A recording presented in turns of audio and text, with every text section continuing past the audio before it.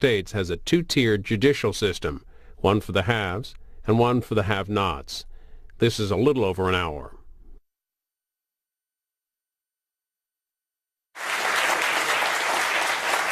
So thank you very much. And on behalf of Professor Chomsky, thank you for that very warm reception. Thanks very much for coming this afternoon, and particular thanks to Professor Chomsky. It is indescribably gratifying to be able to write a book and then attend an event to talk about it with the nation's bravest and most accomplished public intellectual and political activists. So I'm particularly grateful to Professor Chomsky for being here. I just want to begin by making a couple of points that I think will frame the discussion that we're going to have nicely. And I'm not sure what that discussion will be because we haven't talked about it on purpose. But there are a couple of points that I anticipate will help to highlight that I think I'd like to just briefly describe. So the book really makes the argument that the rule of law, as we've always understood it, has been radically degraded in a way that wasn't previously true. And the interesting thing about the rule of law is that it's a term that has a pretty clear meaning by consensus. It's not a particularly complex term. It essentially means nothing more than the fact that in a society we are all bound on equal terms by a common set of rules. And you can look to contemporary legal scholars who define it that way. You can look, more interestingly, to the 1980s and the 1990s when Western institutions like the IMF and the World Bank began demanding that countries that received lending comported with the rule of law, and there were lots of lectures issued about what they were required to do in order to comport with the rule of law. And there was a seminal journal article by Thomas Carruthers in Foreign Affairs that warned that countries that don't live under the rule of law, in those countries, elites can use their superior financial power to co-opt political institutions. And that the critical requirement to live under the rule of law is that political and financial elites cease placing themselves above the rule of law and are subjected to it on equal terms to everyone else. And you go back to the founders, and as much as disagreement as they had, what you continuously find is this emphasis, not ancillary or secondary, but really central, that the American founding, in order to be legitimate and just, had to venerate the rule of law. And this was true despite the fact that founders, almost across the board, believed in the inevitability and even desirability and virtue of vast levels of inequality in all sorts of realms. And yet they continuously emphasize that the only way that that inequality would be legitimate and just is if everyone were equal before the law. Now, anytime you make the argument or point out that the rule of law and equality before the law was important in the founding, you'll be met with the objection, which is obviously an accurate one as far as it goes, so I don't think it goes very far, that the founders violently breached those principles in all sorts of ways, and that the country did as well, and that this concept of equality under law has never been the predominant theme to describe American political reality. And although that is true, the reason I don't think it goes very far is because the important part of that writing and that history is that that principle has always been affirmed as being central, even at the time that we violated it radically. And the reason that's important is because if you affirm a principle and deviate from it in your actions, there's an obvious aspect to your behavior that is hypocritical. But if the affirmation is sincere and ringing and consistent, then those principles, even though you're not comporting with them, become aspirational. They become guides to what progress means, how it's understood, and how it's achieved. So even though the founders violated that principle in all sorts of ways, the fact that they continuously enshrined it and it was affirmed continuously throughout the next 2 centuries meant that most of the events that we consider to be progress in American history were driven by the reverence for this concept that we're all equal under the law, that equality under the law is how we determine if we're perfecting the union. And there's a real value in affirming principles even if they're not perfectly applied. And what I think is radically different about today is not that the rule of law suddenly is not being applied faithfully, because that's always been true. What's different about today radically is that we no longer even bother to affirm that principle. We pay lip service to the phrase, the rule of law, but in terms of the substance of what it requires, you can often, and I would say more often than not, in leading opinion-making elite circles, find an express renouncement or repudiation of that principle. So you begin with the forward pardon of Nixon, continuing through the shielding of Iran-Contra criminals, into the Obama administration's decision to shield all Bush crimes of torture and illegal warrantless eavesdropping, obstruction of justice, the aggressive attack on Iraq, the decision now not to prosecute Wall Street criminals for precipitating the 2008 crisis with systematic financial fraud. All of these acts entail very aggressive and explicit arguments that the most powerful political and financial elites in our society should not be and are not subject to the rule of law because it's too disruptive, it's too divisive, it's more important that we look forward, that we find ways to avoid repeating the problem. And so you really see constant arguments. And you did, for example, during the debate over whether or not the telecom industry should be retroactively immunized for its role in the illegal eavesdropping program, that the rule of law is really not that important of a value any longer. Jerry Ford, when he addressed the nation and tried to convince it to accept the pardon, said, of course I believe in the rule of law, the idea that the law is no respecter of persons, but, and this was the amendment that was concocted for that episode, the law is also a respecter of reality. Meaning that if it's too disruptive or divisive, that it's actually in our common good, not the elite criminals, but in our common good to exempt the most powerful from the consequences of their criminal acts. And that has really become the template used in each of these instances. And that, I think, radically is different than how things were in the past. The other point I want to make, just to begin, and then I'll turn the floor over to Professor Chomsky, is that the other difference is that if we had a society that just decided that we were going to be very lenient and forgiving and merciful when people committed crimes, as I just described we do for elites, you could have debates about whether that was an advisable policy or approach to criminality, about whether or not that would produce good results or not. But if it were applied across the board, at the very least, it wouldn't implicate rule of law issues. There are countries that take very lenient approaches to criminal justice. And if we were a country that applied that same leniency to ordinary Americans as we apply to elites, then there wouldn't be an issue with the rule of law. So, for example, if you went and broke into someone's house and bashed the owner in the head with a baseball bat and stole their valuable belongings, and a week later or 2 months later got caught by the police, and you said, look, officer, you got me, I did what you think I did, but isn't it more important that we could look to the future? Why focus on the past? If that were something that worked for you, or for people who sold drugs on street corners and the like, then there wouldn't be a rule of law issue. But the fact that that applies only to political and financial elites and not to ordinary Americans is the reason why there's a rule of law problem. At the very same time that we've created this template of elite immunity, over the past 4 decades, we have, in the name of law and order and tough on crime, built the world's largest and most sprawling prison state, one of its harshest and most merciless systems of punishment for ordinary Americans. And the irony that Richard Nixon was the one who received this pardon when, in the 1960s, he rejuvenated his political career by becoming the law and order candidate, taking up the mantle of Barry Goldwater, running against the disruption and arrest of the 1960s, demanding harsh sentences, lesser parole, lesser opportunity for release from prison. The drug war was really accelerated first under him. The fact that he built his political career based on this harsh law and order mentality, and then suddenly when he got caught committing crimes was completely shielded from legal consequence, is really the personification of this two-tier justice system that I'm writing about. And then, of course, the war on terror has brought all new tiers of justice where people accused of terrorism, just accused, can have every right deprived from them, including the right to life, without any sort of legal rights or legal process of any kind. It's really a new class, a class where there's not even a pretense of due process. It's a persona non grata, a sub-person class where the government can do anything without any legal constraints at all. And it's this contrast between the shielding and immunity that we've vested in the elite class, or more accurately, that they've vested in themselves, versus the extraordinarily, unprecedentedly harsh and merciless punishment system imposed on everyone else,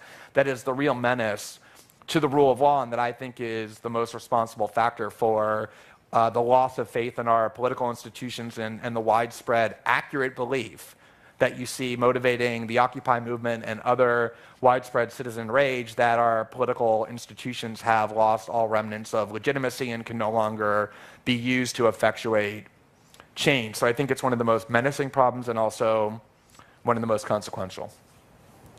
So.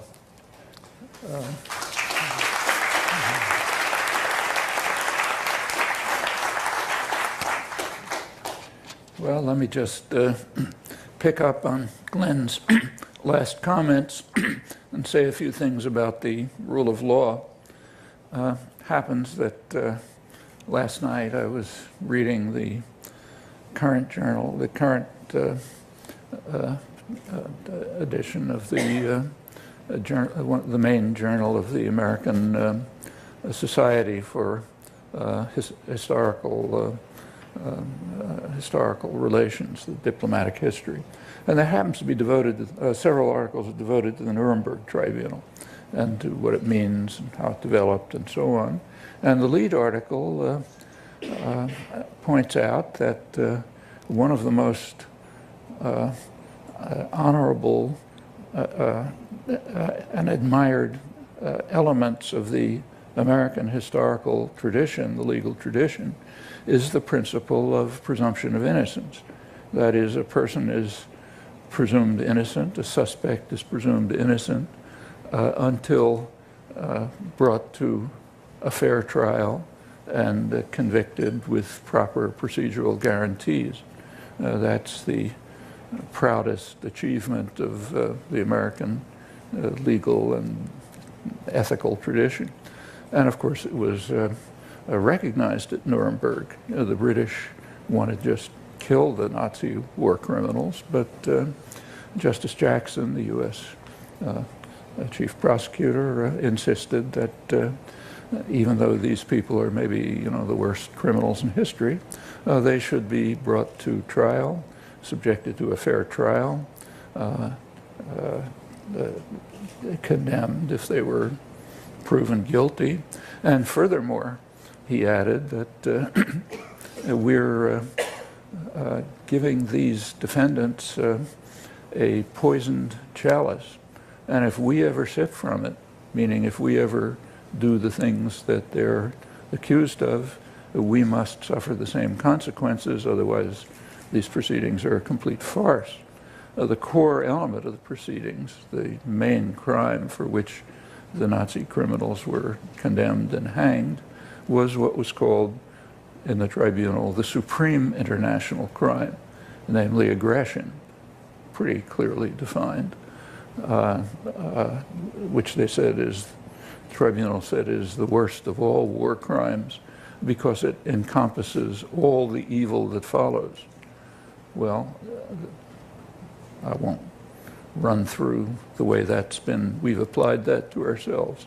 But that point is correct. Presumption of innocence is a very deeply rooted principle, not of American law, but of Anglo-American law, or it used to be. By now, it's simply totally dismissed, and with praise. So, for example, when Osama bin Laden was the prime suspect for 9/11, plausibly, though in fact, the fact of the matter is the government has yet to provide the kind of evidence that would hold up in a credible court, and has even more or less conceded it doesn't have it, but undoubtedly he's the prime suspect. A couple of months ago, Obama invaded another country. Commandos apprehended him and murdered him, tossed his body into the ocean without autopsy, and this was praised. This was praised as a great achievement. It's a great achievement of the Obama administration.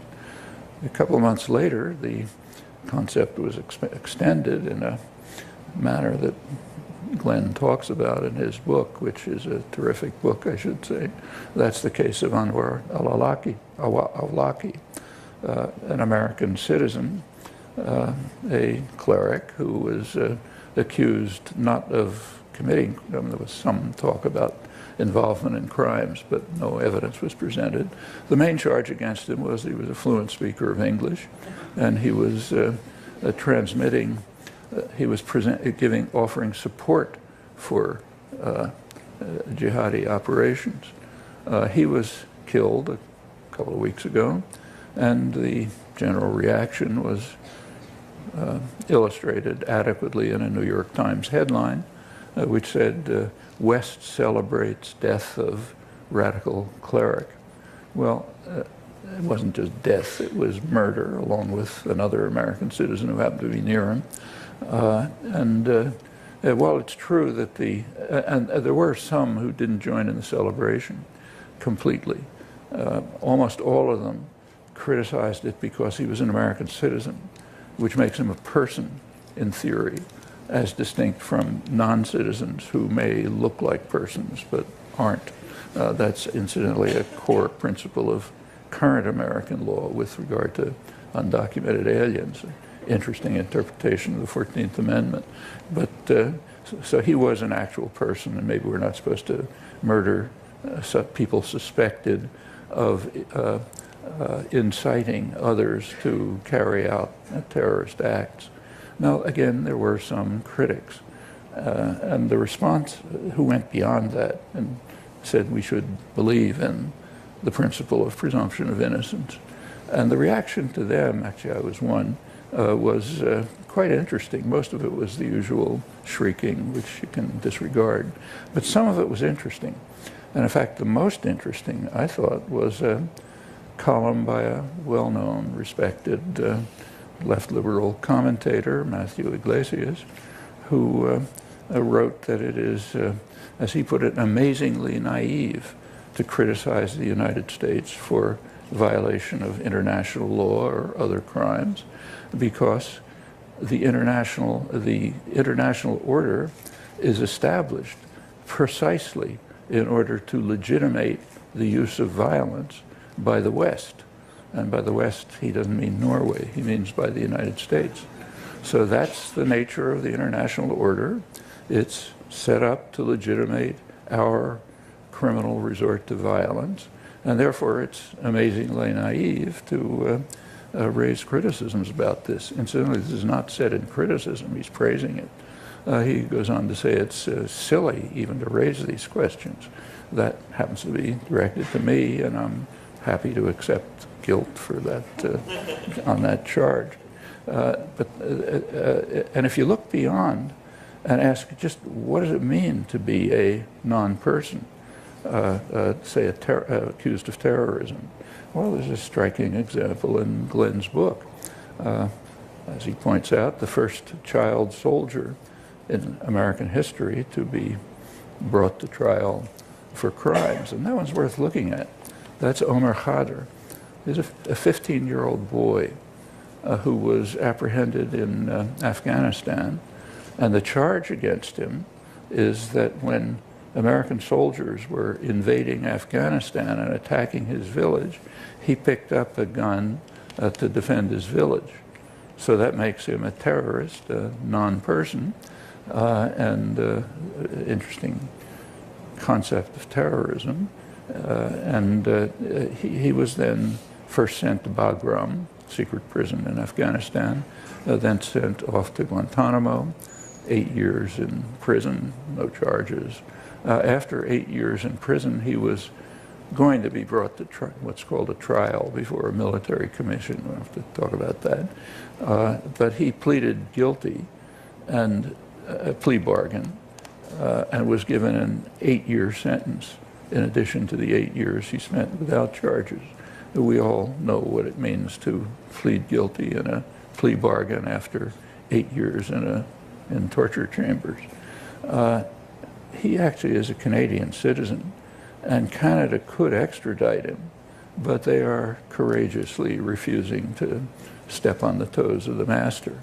The concept of terror and presumption of innocence is, by now, so far gone that nobody even bothers to discuss it. It's not, maybe it was once an ancient tradition, but not for us. And Glenn is quite right that the fact that it's been violated in the past doesn't change the fact that by now we've changed the principle. We've abandoned even the principle, not only abandoned it, but forcefully rejected it, even to the extent of saying the international order is established precisely to legitimate our violation of elementary legal and moral principles. Well, it goes beyond. One of them, just give one last example, one of the there was an article recently by a law professor who, in fact, Glenn cites a couple times in the book, Jonathan Turley, who argues that Obama may be breaking the record for a U.S. president for violation of civil rights and law. And you can make a case. One example, which actually involves the former dean of the Harvard Law School, is happens to be Obama's latest Supreme Court appointee, Elena Kagan. She argued a case brought by the Justice Department against a group called the Humanitarian Law Project, Holder v. Humanitarian Law Project, with the support of the far-right justices. Obama won that case. The charge is one that might implicate plenty of people here. The charge is they provided material assistance to a group that's on the terrorist list. The material assistance in this case was legal advice to the PKK, a group that's on the Turkish groups, Kurdish groups on the U.S. terrorist list, which means they expanded the concept of material assistance from, say, providing guns or something like that, to providing legal advice and even advice to turn to nonviolent means. That's now criminal under U.S. law, thanks to President Obama, and it extends very broadly. In fact, shortly after this Supreme Court decision, dozens of FBI agents raided homes in Chicago and other cities, destroyed documents, the usual thing when a couple dozen FBI agents raid your home. The charge was they were trying to find evidence that the people they were finally indicted with a grand jury are supporting a Palestinian group and a Colombian group, PFLP and FARC. Well, maybe they are, maybe they aren't. But the idea that expressing support for groups on the terrorist list is a crime, is material assistance, that's novel. And the Justice Department position was explained by Kagan that if you provide legal advice to a terrorist group, say advising them to refrain from terror and pursue nonviolent means, you're legitimizing them and freeing up their resources to carry out terrorist acts. Well, just think how broadly that can apply, as in these cases, which are in fact underway. And a final comment, which has to do with the notion of the terrorist list. That's accepted in the United States as a legitimate category. Why is it a legitimate category? How is the terrorist list established?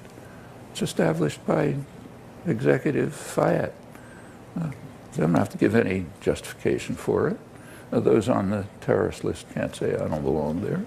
This is just a decision by the executive that I don't like you and we're going to prosecute. We're going to kill you and prosecute anyone now who advises you not to pursue terror. And you look back at the history of the terrorist list, it's very striking. I mean, one person who was just removed from it 2 years ago is Nelson Mandela. The reason is that the African National Congress was characterized by the Reagan administration in 1988, right near the end of apartheid, as one of the more notorious terrorist groups in the world. Therefore, the U.S. was entitled to support apartheid South Africa as it did, not only in its atrocities internally, but in its attacks on neighboring countries, which apparently killed about 1.5 million people. But that's all okay. It's part of the war on terror that, in fact, Reagan had declared. And we have to defend the apartheid regime against one of the more notorious terrorist groups in the world, including Nelson Mandela. By today's standards, Holder versus Humanitarian Law Project, almost anyone who was involved in anti-apartheid activity could be regarded as a terrorist giving material support for terrorism. And as I said, Mandela was just removed from the terrorist list 2 years ago. He can now come to the United States without special dispensation. There are other equally dramatic cases. Take 1982. There was a state that had been on the terrorist list, Saddam Hussein's Iraq. But the Reagan administration wanted to provide aid and assistance to Saddam. So therefore they removed Iraq from the terrorist list and proceeded to provide aid and assistance right through his worst crimes, denying the crimes. And in fact, rather strikingly, when Saddam was tried, it was for crimes that he committed in 1982, by his standards, pretty minor crimes, excluding the major crimes, I presume because those were all supported by the United States, and in fact, even denied by the Reagan administration. Well, there was a gap in the terrorist list because Iraq was removed, had to be filled. So it was filled by Cuba. Cuba was added to the terrorist list, partly in order to give some justification for outlandish claims about why we were entitled to support murderous terrorist regimes in Central America, which left a couple 100,000 corpses, much worse thanks to our involvement. And you had to, so the argument was, well, they're being supported by Cuba, so it must be a terrorist state. Fabrication, but that doesn't matter in these cases. However, Cuba was a pretty good choice. In the preceding years, Cuba had been the target of more international terrorism than probably the rest of the world combined. A lot of it coming from right here. So therefore, Cuba went into the terrorist list, and Saddam was taken off, so we could support his major crimes, which were coming. Well, we ought to think about why we even tolerate the concept of a terrorist list. And it's just not questioned. If the government says someone's on a terrorist list, period, end of discussion. And now if you give, say, legal advice or other advice to somebody that they so designate, you're a criminal. And if you're a 15-year-old child who's allegedly picking up a gun to defend a village that's under attack by U.S. soldiers, you sent off for 16 years of prison, torture, and so on. If that's what the rule of law has come to, it's a sad situation.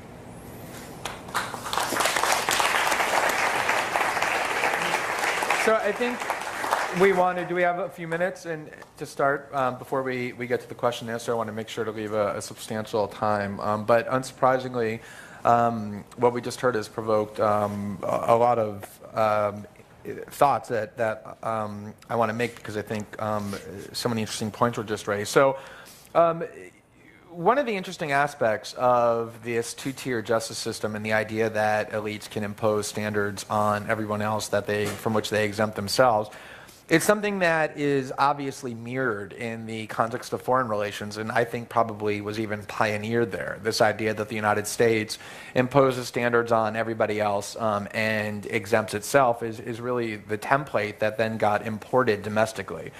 And one of the fascinating things to do is to go and look at what current political leaders say about things like war crimes investigations and accountability when they're in other countries, doling out sermons and lectures about what those other countries should do. So, for example, President Obama, who promulgated and gifted us all with the slogan that we as good citizens should look forward and not backward in order to justify shielding Bush-era crimes from accountability, gave an interview last year on television in Indonesia, and the Obama administration has been pushing the Indonesian government to prosecute certain war criminals whom the United States has long disliked. And what he told the Indonesians was, it is impossible to move forward into a prosperous future until you've resolved the past.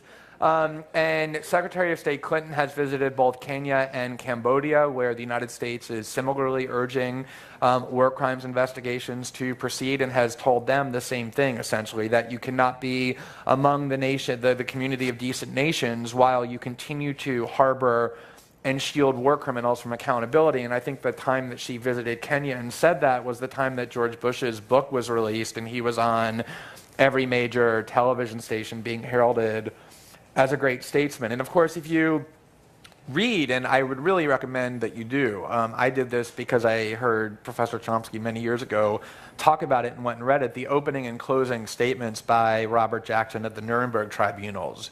It's incredibly enlightening, because that was supposed to be the expression of modern justice. And not only did Jackson point out that aggressive war was the kingpin crime, the crime above all others, but he also said that the Nuremberg tribunals would have value only if they were applied not only to the defendants in the dock, but also to all the nations here assembled, meaning the United States and its allies.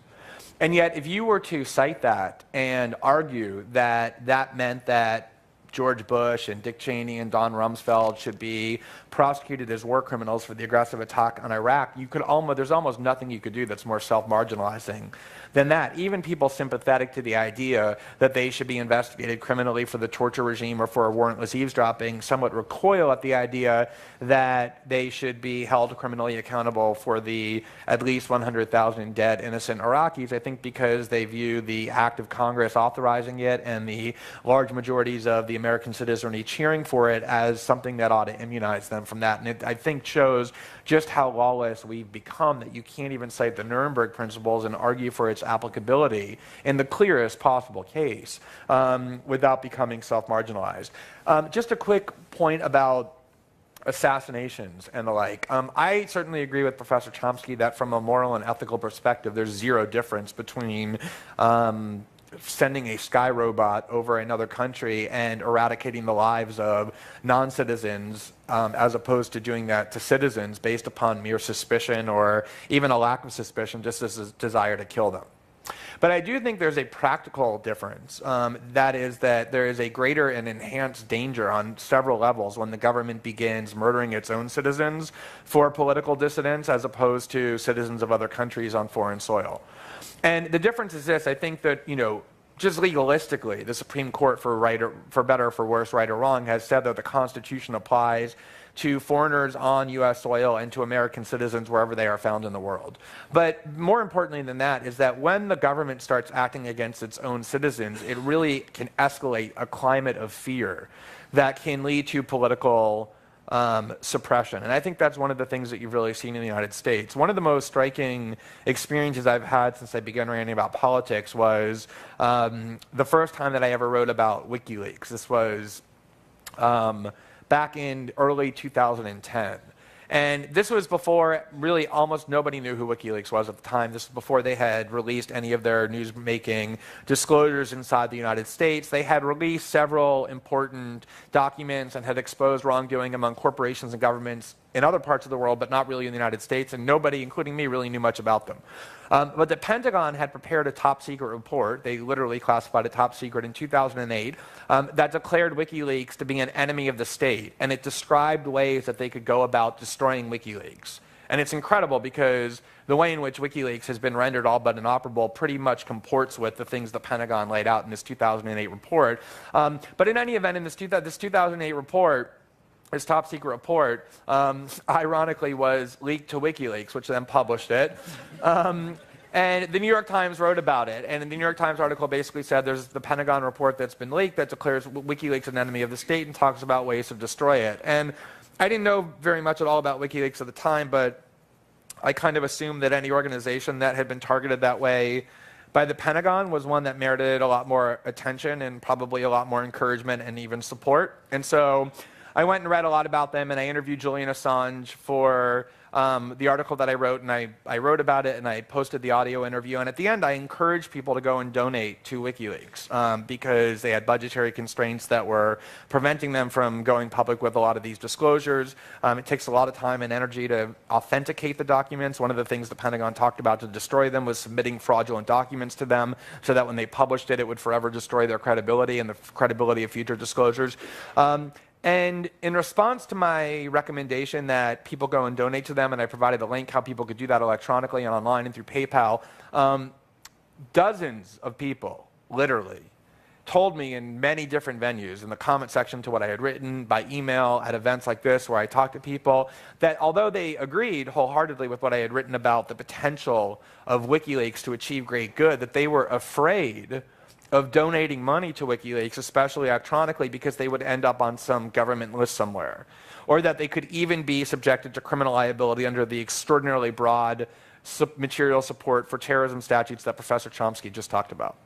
And these were not people prone to wild conspiracy theories. These were very sober Americans who I had interaction with in the past on other issues. A lot of them were. And I could just tell from the way that they were expressing these fears that they were very rational people. And these fears were well grounded. And the reason it was so amazing to me was because it really highlighted how this extraordinary climate of fear has been created in the United States. WikiLeaks is a group that had never been, and still has never been, charged with a crime, let alone convicted of one. And they couldn't be, because what they're doing is pure First Amendment activity that the New York Times and the Washington Post, in theory, do every day, which is publicize leaks that are given to them by other people. And yet, these were American citizens who were petrified of exercising core First Amendment rights, which is what donating money to an organization whose political cause you support is. And they were basically intimidated from the things we've seen over the last 10 years in terms of lawlessness by what the government has done from exercising these rights. So you can offer all the rights in the world on a piece of paper or a piece of parchment that you want. You don't need to eliminate those rights if you can intimidate and bully the population into refraining from exercising them. And this really occurred to me even more when I wrote for the first time about the extremely harsh and oppressive conditions in which Bradley Manning was being detained. And I remember when I first wrote about it, a lot of people wondered, and I actually even wondered myself, why would the Obama administration basically turn Bradley Manning into almost a martyr and even jeopardize its own ability to prosecute him by subjecting him to this extremely severe, you could call it torture, but at the very least it's inhumane treatment. He was in prolonged solitary confinement for 9 months despite being convicted of nothing. His clothes were taken from him. He was stripped nude and forced to stand naked for many of those days. Just completely punitive measures. And at some point shortly thereafter, I realized that the reason that that was done was the same reason that the Bush administration took people who were completely innocent by the hundreds and shipped them thousands of miles away to a Caribbean island and dressed them in orange jumpsuits and shackles and showed the world what we had done. It's a way of signaling to the world and to would-be challengers to American power, both domestically and internationally, that we are not constrained by law. We don't have any limits on what we can do. If you're somebody who thinks about challenging what we can do, take a look at these pictures of people at Guantanamo who are going to be there for as long as we want to keep them there, even if they're innocent. Or if you're somebody who discovers wrongdoing and serious illegality on the highest levels of our government, and you want to expose it to the world, think about and look at what we've done to Bradley Manning or what we're now doing to WikiLeaks without any even pretense to legal authority and without any constraint whatsoever. It's really the use of law as a means of coercion,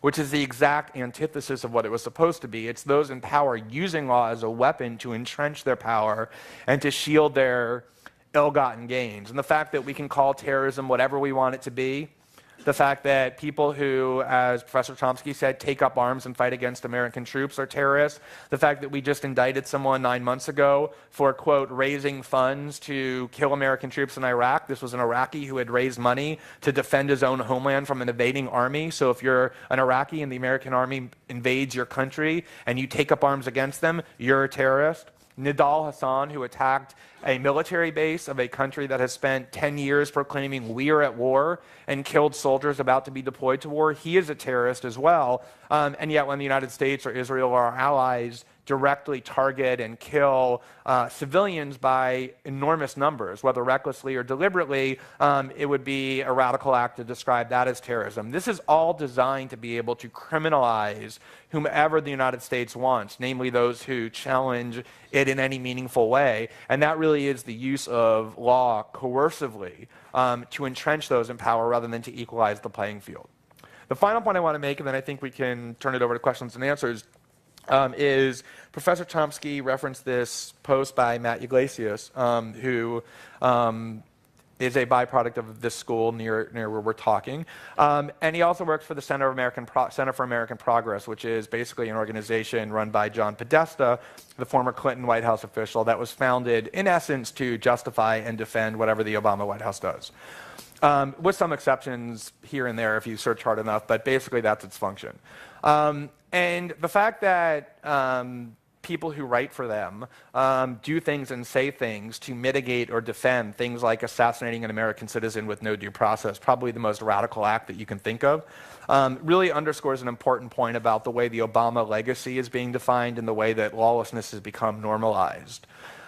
So if, 3 years ago, and I say this as somebody who was doing it, if you were to go to an event like this and fill the room with 50% Republicans and 50% Democrats, and you were to talk about and condemn things like wild assertions of executive authority, the idea that the president can act against anyone he wants with no constraints whatsoever, including killing him, that he can do so in total secrecy and with no transparency or checks.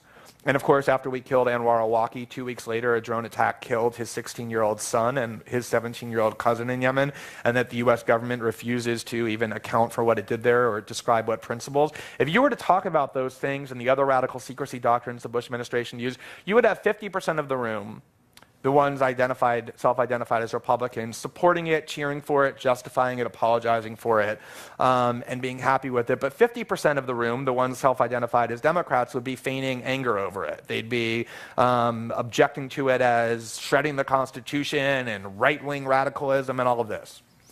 If you were to take that same exact group of people and put them in a room like this now and talk about those same exact things that I just described, you would now have 90% of the room cheering for it and supporting it, or at least justifying it and mitigating it the way Matt Yglesias and that post did, or at least acquiescing to it, and maybe 10% of the room continuing to be angry about it because they were actually angry about its being done the first time around and not pretending to be angry opportunistically for partisan gain. And this has really changed the way that these issues are discussed. The fact that now it's not just the Republican Party standing for this form of lawlessness, but that it's become, under President Obama, bipartisan consensus, which means it's removed from political debate. It is hardly controversial any longer, and it's entrenched as orthodoxy in American political life for at least a generation. There's Jack Balkin, who's a Yale law professor, has talked about how when one party objects to a policy and the other opposes it or supports it, what happens when the other party gets into office and starts continuing it, it becomes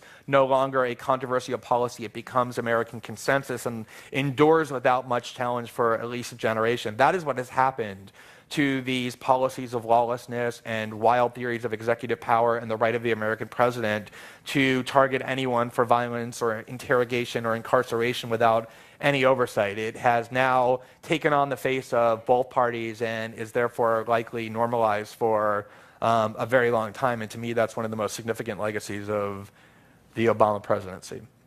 So with that, I think it's a good time to take questions. I think the mechanics were described at the start. I didn't hear it, so I will rely on you to... Well, first, thanks to our speakers.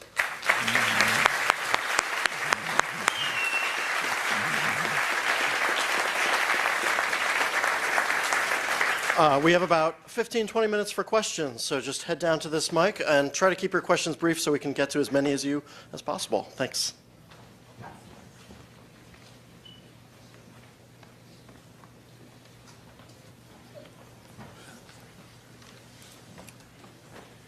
So how do you feel after all these years seeing, and all that you've done, seeing what's happened to our country?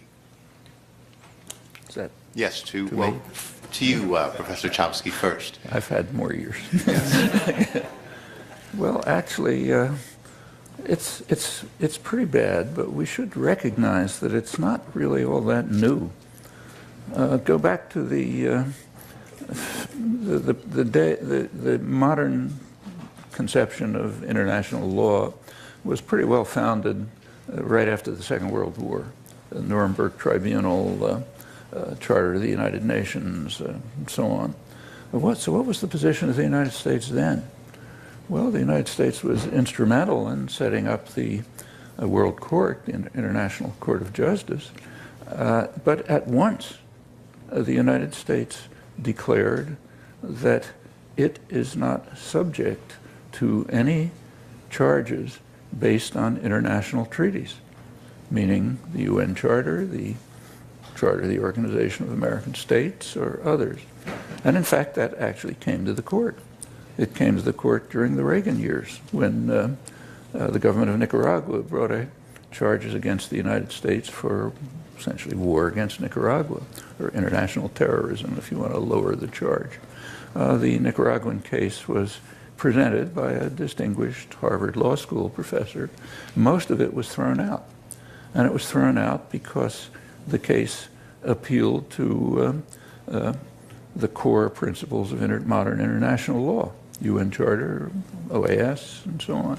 So in fact, when the case was finally judged, it was restricted to very narrow grounds, a bilateral U.S.-Nicaraguan treaty and what's called common international law, what's generally understood. Even on that narrow basis, the U.S. was accused of unlawful use of force, which means terrorism in lay language, and ordered to pay substantial reparations. Well, how did the bipartisan Congress react? By increasing aid to the Contras, increasing the actions just condemned as criminal. Meanwhile, the New York Times, for example, dismissed the court as a hostile forum, a proof that it's a hostile and therefore insignificant hostile forum because it made charges against the U.S. A couple of years earlier, the same Times and other commentators were praising the court because it supported the U.S. in a charge against Iran. Well, that's, in fact, the United States went on to veto, I think, 2 Security Council resolutions which called on all states to observe international law. Well, all of that passed with virtually no comment. Almost nobody knows about this except maybe some specialists. And it goes beyond. In 1948, the United Nations passed a genocide, condemnation of genocide, major crime. 40 years later, the United States ratified it, but with a reservation, inapplicable to the United States. And that came to the courts too. A couple of years later, Yugoslavia brought charges against NATO for bombing, and among the charges was a reference to genocide. The United States representative appealed to the court and said that the United States would withdraw from the proceedings because the United States was formally entitled to commit genocide, which is true, by this reservation. And the court accepted that correctly. The court rules are that they can't bring anyone to trial unless they agree to the proceedings. So the United States was excluded from the charges. The rest of the NATO powers weren't. That was reported, but with no comment. If we declare that we're entitled to carry out genocide, fine. Then we're entitled to carry out genocide. Now these things are pretty deep. I mean, it's perfectly true that Bush broke, let's take even the torture charges. If you look carefully, it's not so clear that Bush was in serious violation of U.S. law when they carried out torture at Guantanamo or at Abu Ghraib, because the U.S. never really signed the Torture Convention. It was rewritten by the Senate to exclude certain categories of torture. And if you look at those categories, they are the categories that the CIA carries out. The CIA back in the 50s, basing themselves on KGB manuals and so on, redefined torture to allow what's called mental torture, the kind that doesn't leave marks. So, for example, actually even waterboarding. Take Bradley Manning and solitary confinement, which is, of course, torture by any reasonable means, but not by U.S. law. That was then signed into legislation under Clinton. So what's called torture here is a very narrow category, and a good deal of the torture that the U.S. carries out is actually legal under U.S. law. Well, this is discussed by specialists in constitutional law, Sanford Levinson and others, but almost nobody knows about it. Well, these are things that everyone ought to know about. Okay, yep, good. Okay, I wanted to ask you about two implications or suggestions that I drew from your book. The first is that there's really the unmistakable conclusion that that our officials, judges, politicians, won't or can't, which is more scary, hold powerful criminal behavior accountable, even in the most egregious examples such as torture. And the possibility that the cognitive dissonance that this raises in our officials, that they're not, the constant awareness that they're not fulfilling their role as officials, may be driving this need to sort of scapegoat, to find the most vulnerable, the least politically powerful, for the most trivial offenses accountable. So to be able to demonstrate, okay, look, we're holding a lot of people accountable. They're just not holding, accountable according to law. So it's this kind of charade of judiciousness that sort of passes for lawfulness, and this kind of vigorousness behind it that may be, this knowledge of this imbalance may be driving this kind of, and perpetuating the imbalance. And then the second implication was that when our officials give up on law enforcement as their role, that perhaps law breaking, greater extremes of law breaking, becomes a means of expressing power. So that yes, our financial system engages in widespread fraud, but only the president can violate the Constitution.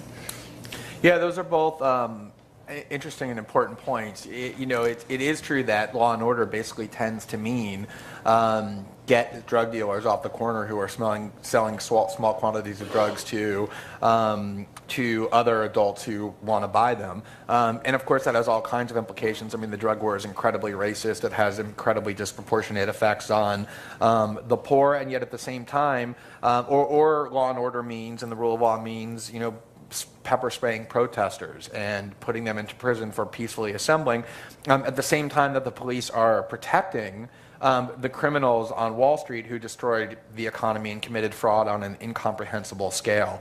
So I think you're right that essentially these kind of petty transgressions that are punished so harshly is a way of obscuring the fact that the most significant criminals, the most consequential crimes, are shielded, and that the biggest criminals are allowed to continue to run rampant with their criminality. The other point about it as a way of expressing power, one of the fascinating things about this whole idea of look forward, not backwards, and the like, is that at the same time, the very same administration that has invoked this Orwellian slogan as a means of saying that we shouldn't look to political crimes of the Bush era, has waged the harshest and the most unprecedented war on whistleblowers. People who have leaked what unquestionably is evidence of serious wrongdoing. So, for example, the NSA scandal that revealed that the Bush administration was spying on American citizens without the law, without the warrants that the criminal law said is required, and that the law calls a felony if you do. The only person to suffer any consequences from that scandal is someone named Thomas Tam, who was a mid-level Department of Justice lawyer who found out the Bush administration was doing this, and one day called Eric Lichtblau at the New York Times to tell him that this was going on. A grand jury was convened. He was continuously subpoenaed. He lost his job. He couldn't afford lawyers. He went bankrupt and had serious emotional and psychological problems as a result of that persecution. All of the people who broke the law have been completely shielded. They went on to write books and get very rich. Only the person who exposed it has been subjected to any form of sanction and punishment. And that absolutely is about expressing power and saying that if you expose any of the things that we're doing that are criminal and wrong, you will be the one who will be punished using the dressings of law to do it, while we simultaneously shield ourselves. Hi. I hope you both have time to answer this, but first to Professor Chomsky. I came down from Occupy Burlington, Vermont today to be here.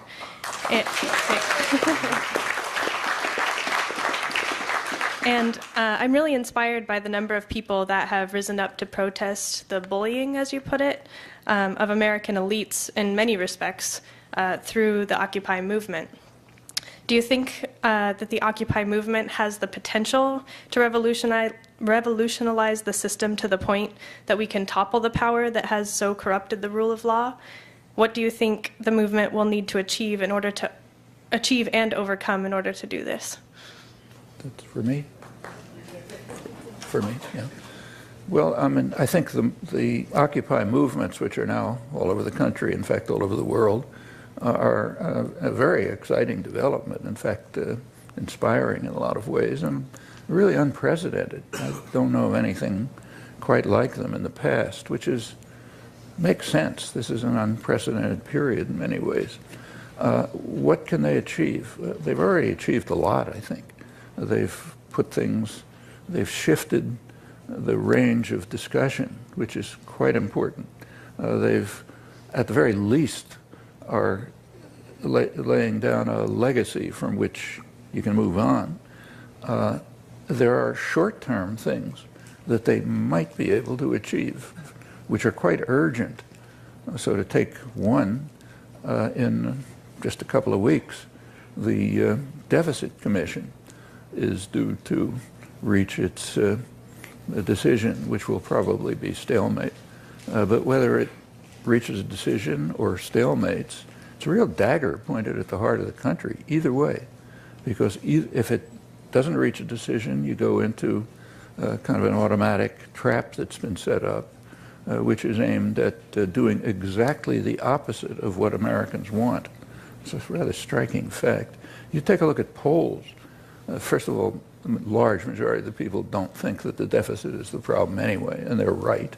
The problem is joblessness. There shouldn't be a deficit commission.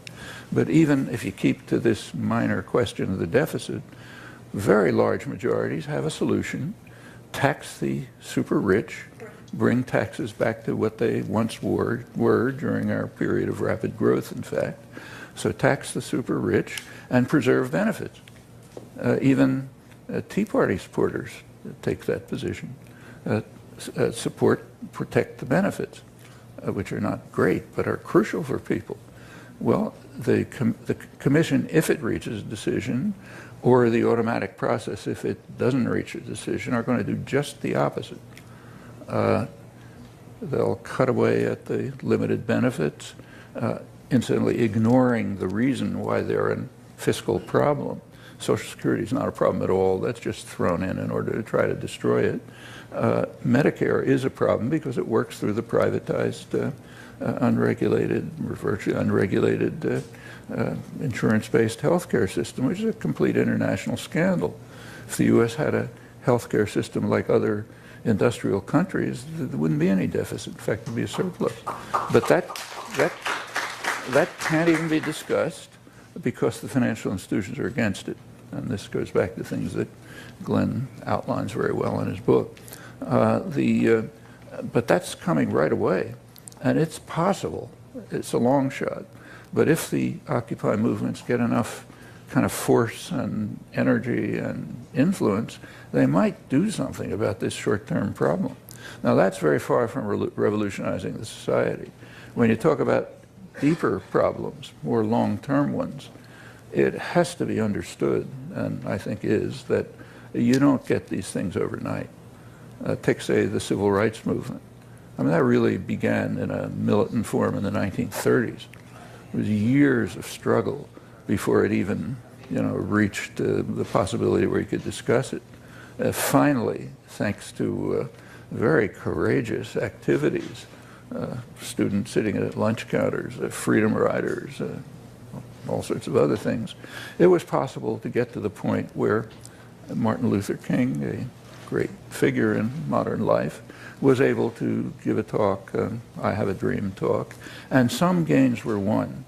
They shouldn't be underestimated. The South is a different place from what it was.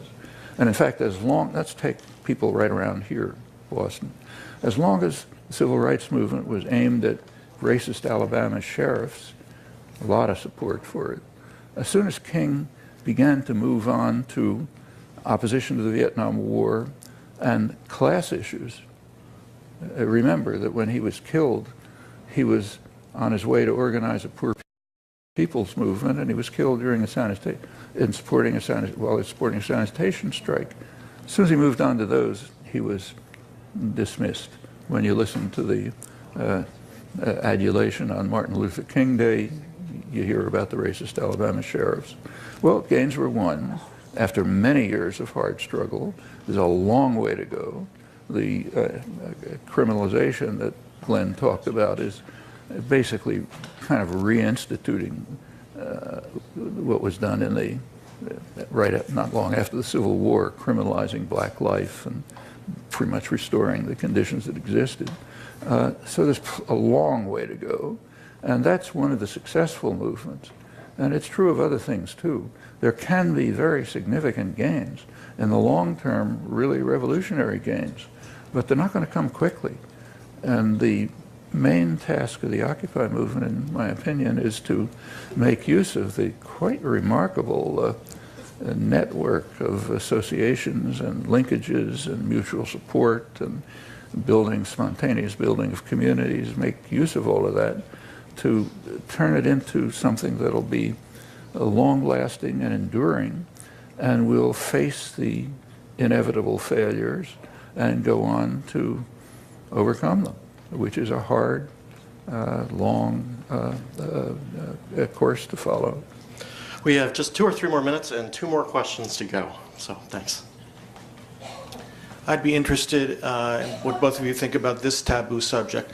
The U.S. Attorney scandal, the bogus Acorn scandal, the current redistricting efforts, the making photo ID requirements, the assault on unions and early voting and registration all seem part of a concentrated war on the right to vote. So first of all, given that these people seem willing to say and do anything in pursuit of their agenda, what is the likelihood that having highly hackable, easily, often failing machines that they own and operate with zero citizen oversight would not be part of their strategy? And do you have any advice for what I can do to get this subject on the radar of my hero, Glenn Greenwald? Well, I guess you just forced it on my radar because I'm about to address it. But, you know, I think just conceptually, and I will address the specific question in a second, but, you know, it raises the question about whether or not significant economic and wealth inequality can coexist with rough political equality, or whether or not once there's a small faction that can gain so much power through its wealth, then political equality or democratic institutions cannot possibly resist it any longer or remain invulnerable to it. And there are ways, and you know, even the founders talked about this, the problem that if you're going to allow wealth and income inequality, that there is the danger that it can become so concentrated that it'll infect political and legal institutions as well, where it's not supposed to make a difference.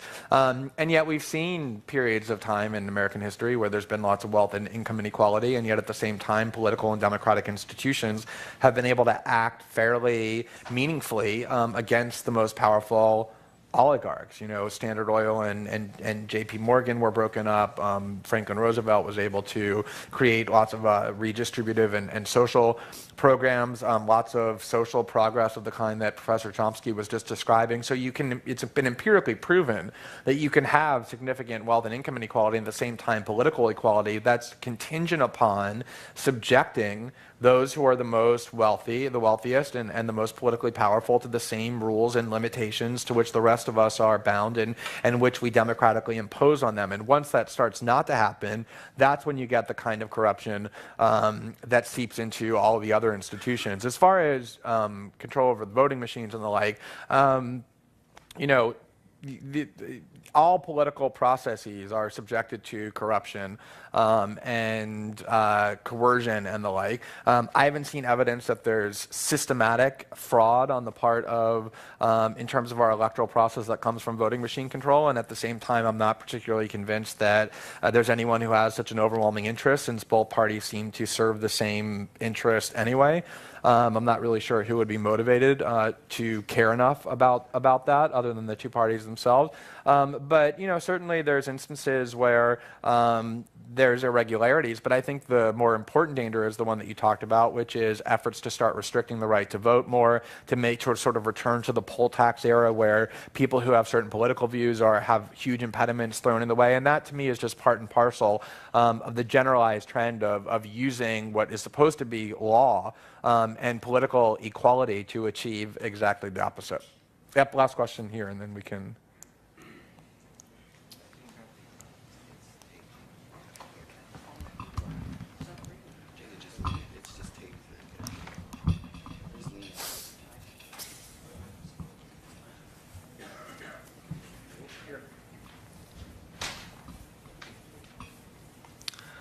Hi, all the hassle in trying to get me to ask this question is reflective of how my civil rights and the civil rights of all the people who can't be here with disabilities are violated by the elite of Cambridge, who also exempt themselves from the basic civil rights of access.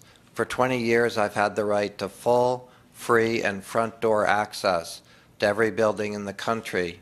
But the elite of Cambridge and the good people of Cambridge who support them exempt this elite by using the term historic, which is an ideological term meaning looks good and keeps property values up. And by that process, there is a special entrance for me that I got to go in which the elevator fell an inch and a half when I got in. When we got to the top of the elevator, we ran into a hand cart and boxes blocking my way out, and then the door into the auditorium was locked. And then when I came in, finally, after knocking to get in, no one knew what to do with me or where to put me. So I call this bullying. It's really a constant ongoing humiliation. Now, of course, the burden that would be placed on the Brattle by making it fully accessible through the front entrance would cost a lot, but maybe that money is meanwhile being used to put the torturing brick sidewalks on my way to try to get to the front entrance, which everyone knows tortures people with disabilities and anyone pushing any wheels, and yet they're all over this area because the elite have exempted themselves right in front of everyone. And unfortunately, you end up participating in it, Glenn, by coming to an event where people can't get to. We're bullied all the time. I was in the street most of the way on the way to get here. And I hope that in the future that you would not speak in a place that didn't have every single person who could come in the front door, because coming in the front door used to be something that was seen as a civil right in itself. Thank you very much. It's emotional to ask for your civil rights.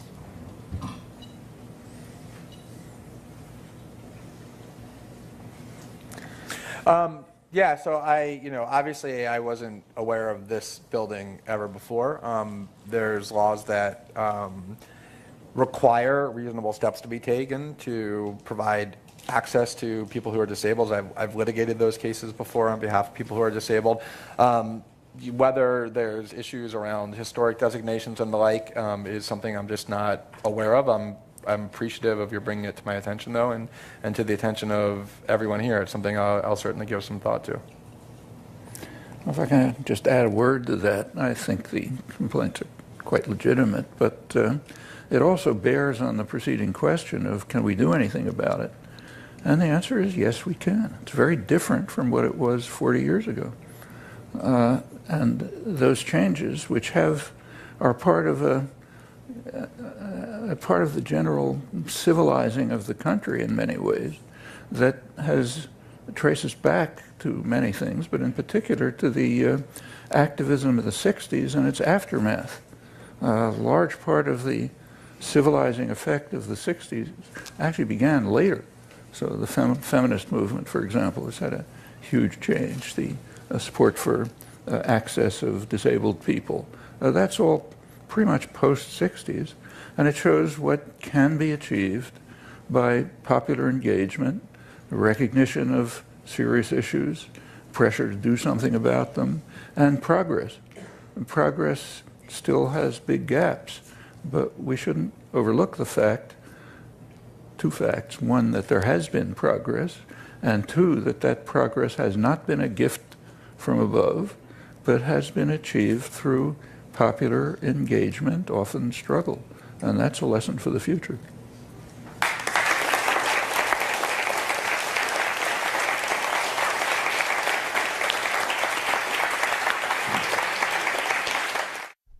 For more information about Glenn Greenwald, visit salon.com/writer